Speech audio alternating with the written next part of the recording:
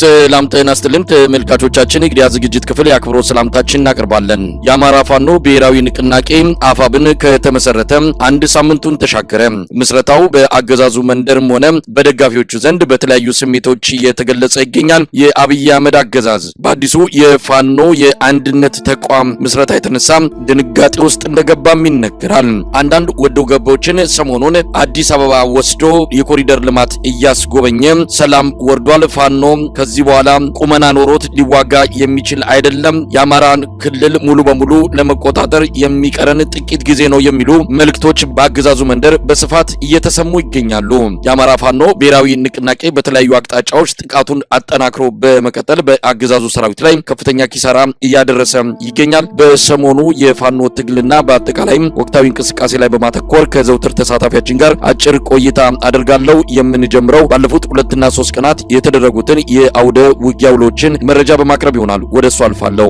መሳይ በዚህ 2 ቀን ውስጥ አገዛዙ እንዲሁ ባዶ ቅል እንደሆነ በሚናገረው ልክ ፈጻሚ እንዳልሆነ የአማራ ፋኖ ብሔራዊ ንቅናቄ እየወሰዳቸው ባሉ እርምጃዎች ላይ መመልከት ችለናል። በተለይ በትናንትናው ዕለት የአማራ ፋኖ ብሔራዊ ንቅናቄ የበላይ ዘለቀ እዝና ሚኒሊክ እዝ ማለትም በወሎና በጎንደር የሚንቀሳቀሱት 2ቱ እዞች በጋራ በመቀናጀት በአገዛዙ ጦር ላይ ጥቃት በመፈጸም ትልቅ ድል አስመዝግበዋል። በተለይ የሜጀር ጀነራል ዋንታ ባተኮር እና የላስታ ሳምነው ኮር ነብር ተወርዋሪ ኮማንዶ በጋራ ሬሽን ለመቀባበል ከላሊበላ ወደ ጋሸና እንዲሁም ከጋሸና ወደ ላሊበላ ሲንቀሳቀሱ በነበሩ የአገዛዙ በርካታ ጦር ላይ ከንጋቱ 1 ሰዓት እስከ 10 ሰዓት በዘለቀ የማጥቃት እንቅስቃሴ በአገዛዙ ጦር ላይ ኪሳራ እንደደረሰበትና በተለይ ከጋሸና የመጣውን ጦር እንኳይ በር በተባለ ቦታ ላይ ከላሊበላ የመጣውን ደግሞ የዋንታ ባተ ጦር ቆቃ ተብሎ ከሚጠቀሰው ቦታ ላይ ቆረጣ በመለያየት ኪሳራ እንዳደረሱበትና ሲያዙትን ስንቅና ትጥቅ ለማቀባበል እንኳን ከላሊበላ ወደ ጋሸና ሙሉ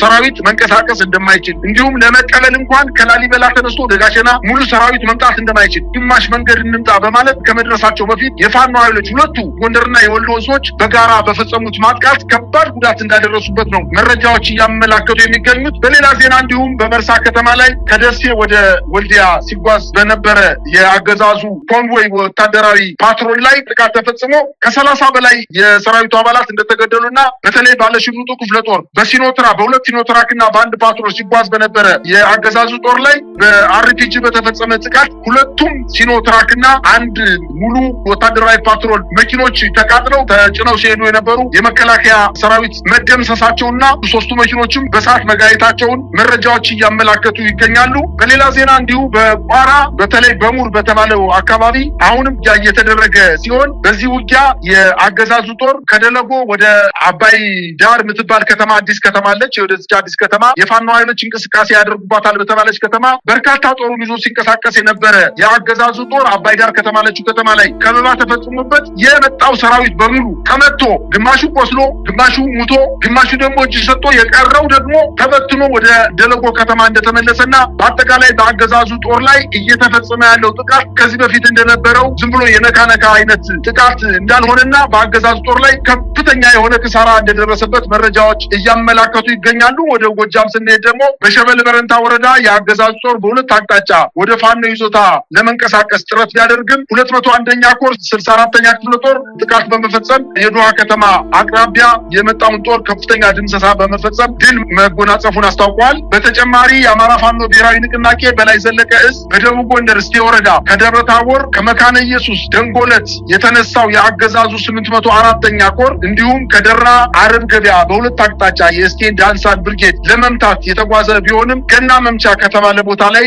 ራሱ ተመቶ ወደ ኋላ መበተኑ እና ወደ መጣበት መመለሱን አስታውቋል። ከደራ ሐሙሲት ወረዳ አረብ ገበያ እና እስቴ ወረዳ መካነ ኢየሱስ የተነሳው የአገዛዙ ጦር ደንጎለት እስከ ገና መምቻ ባካለለ ቦታ ላይ ከፍተኛ መልሶ ማጥቃት ደርሶበት ተበትኖ እንደተመለሰና እንዲሁም ከስማዳ ወረዳ ወገዳ የተነሳው ጦር በጸዶዬ አቅጣጫ ቢያቀናም ያሰበው እንዳልተሳካለትና ተመቶ ወደ ኋላ መመለሱን ነው መረጃዎች የሚያመላክቱት። በተለይ ሸምበቂት በተባለ ቦታ ላይ አንድ ሙሉ ሻለቃ የመከላከያ ሰራዊት ሙሉ በሙሉ ማለቁን ነው መረጃዎች እያመላከቱ የሚገኙት። በአጠቃላይ እየተደረገ ባለው ጦርነት የአገዛዙ ጦር ለማጥቃትን በሄደበት በምሽግን ተቀምጦ ራሱን ለመከላከል ጥረት በሚያደርግበት አካባቢ ከፍተኛ ኪሳራ እየደረሰበት እንደሆነ ነው መረጃዎች እያመላከቱ የሚገኙት። ከዚህ በተጨማሪ የአገዛዙ መከላከያ ሰራዊት አባላት 601ኛ ኮር 52ኛ ክፍለ ጦር እና 6ኛ እዝ 605ኛ ኮር 14ኛ ክፍለ ጦር በመክዳት በርካታ የአገዛዙ ጦር ከሰራዊቱ በመጥፋት ለፋኖ ኃይሎች እጁን በመስጠት ላይ እንደሚገኝና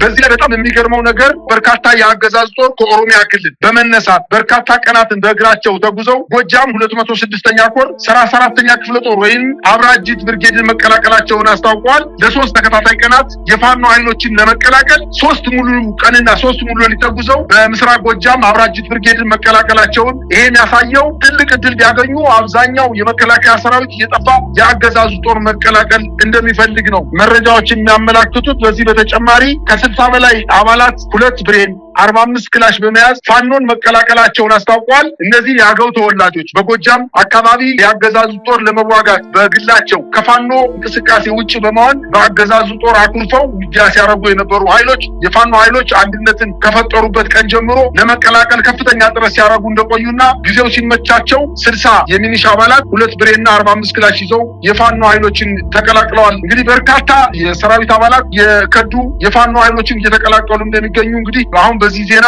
ለመጥቀስ በጣም አስቸጋሪ ነው። በርካታ ቁጥር ያለው በሰሜን ሸዋ፣ በምዕራብ ጎጃም፣ በምስራቅ ጎጃም እንዲሁም በደቡብ ጎንደርና በሰሜን ወሎ አካባቢ በርካታ ቁጥር ያለው የሰራዊቱ አባላት እየፈረሰ በተለይ በዋናነት አመራሩ የመስመራዊ መኮንን 50 አለቆቹ፣ 10 አለቆቹ፣ የቡድን መሪዎቹ፣ የጋንታ መሪዎች፣ የሻምበል መሪዎችና የሻለቃ መሪዎች ሰራዊታቸውን እየያዙ ከፋኖ ኃይሎች ጋር እየተቀላቀሉ እንደሚገኙ ነው መረጃዎች እያመላከቱ የሚገኙት። መሳይ ይሄ በተለይ የአማራ ፋኖ ብሔራዊ ንቅናቄ ምስረታን ተከትሎ የከዳ ያለው እጅ እየሰጠ ያለው በራሱ ጊዜ ምድብ ቦታውን ትቶ ወደ ፋኖ መንደር እየገባ በከፍተኛ ቁጥር ሰራዊቱ እየመጣ ያለበት ሁኔታ ለአገዛዙ የጦር ሹማምንቶች ራስ ምታት እንደሆነ ይነገራል። የምስራቅ እዝ አዛዥ ሌተናል ጀነራል ማመር ተሰማ ለአብይ አህመድ ያቀረበው ሪፖርት ላይ ከአንድ እዝ ብቻ በ6 ወር ውስጥ 23000 ሰራዊት የገባበት አይታወቅም የሚል ሪፖርት እንዳቀረበ ነው የሰማ ነው። ከአንድ እዝ ብቻ 23000 ሰራዊት በጣም ከፍተኛ ቁጥር ነው። እንግዲህ ምን የቀረ ነገር አለ ነው? አብይ ምላስ ላይ የኢትዮጵያ ቴሌቪዥን እና ፋና ቴሌቪዥን ላይ ካልሆነ በስተቀር የአብይ አህመድ ሰራዊት እውነት ለመናገር ራሱንም ለመጠበቅ የሚችል አልሆነም። የአማራ ፋኖ ብሔራዊ ንቅናቄ ምስረታ እንዲሁም ዟቸው የመጣው አዳዲስ መልእክቶች በብልጽግናው መንደር ከፍተኛ ፍርሃት እንደፈጠረ በብዙ ነገሮች እያየን እንገኛለን። ሰራዊቱም ጥያቄ እያነሳ ነው። የወንድሞቻችንን ደምና አጥንት እየገበርን አስክሬናችን ሳይነሳ ጥለን እየሸሸን እረፍታተን እስከ መቼ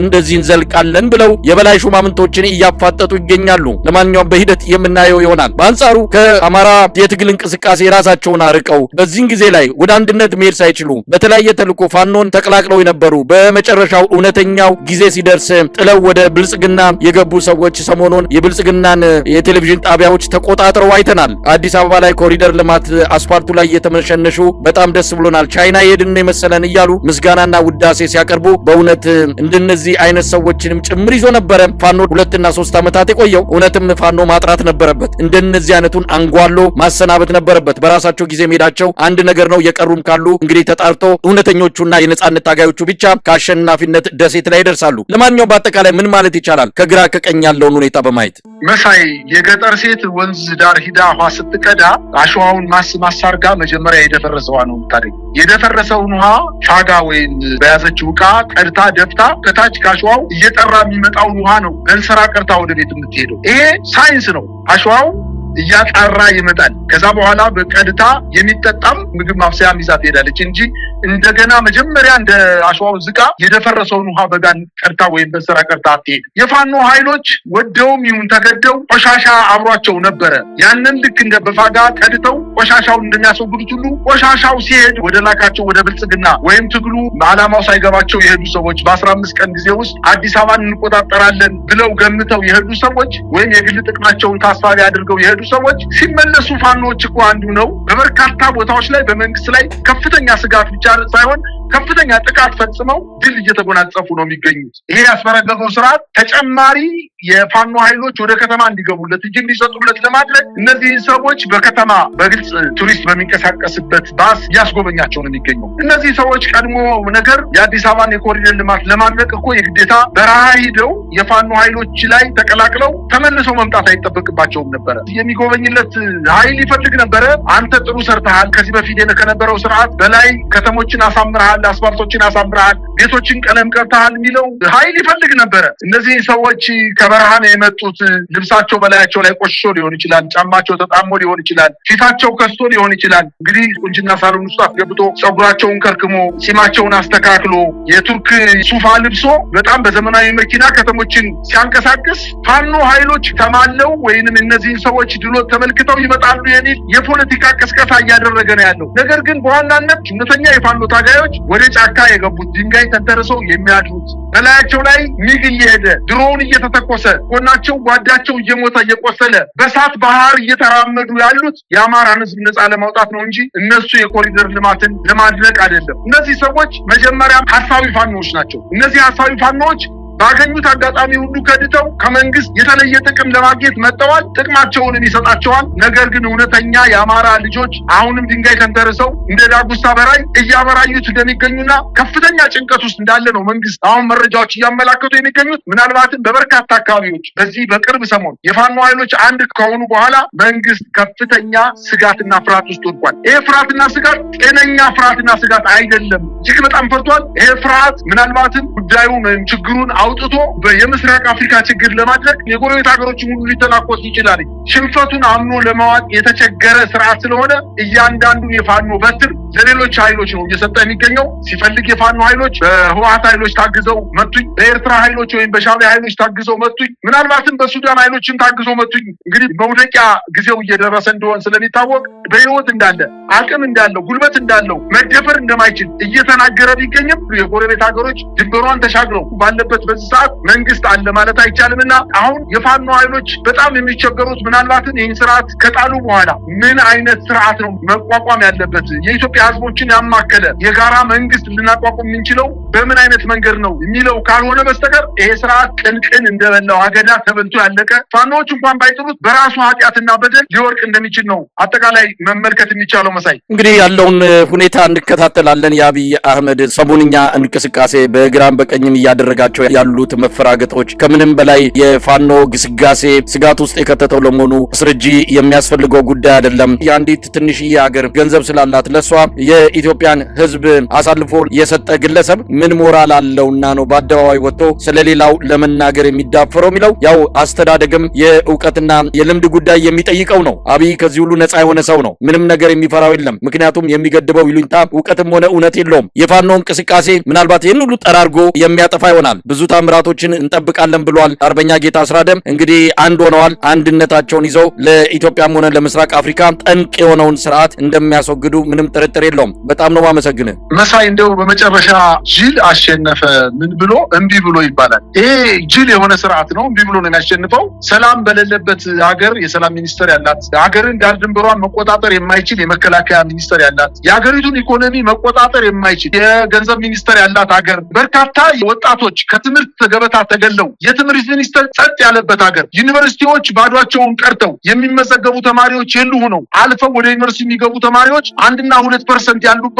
ነገር ግን የትምህርት ሚኒስተር ያለባት ሀገር፣ በአጠቃላይ የኢትዮጵያ መስሪያ ቤቶች ወይም ተቋማት እጅግ በጣም ዝቅጠት ውስጥ የገቡባት አገር ሁና እያለ ነገር ግን ጠቅላይ ሚኒስትሩ ልክ እንደ ፊንላንድ፣ እንደ ኖርዌይ፣ ምናልባት እንደ ስካንዲኔቪያን ሀገሮች እጅግ በጣም የተንደላቀቀ ህዝብ ያለባት የምንም አይነት ችግር የሌለባት ሀገር እንደሆነ አይነት በመድረክ እየወጣ የሚናገረው ፍርሃቱ ነው እንደዚህ የሚያስጨዋው፣ ስጋቱ ነው እንደሚያስጨዋው።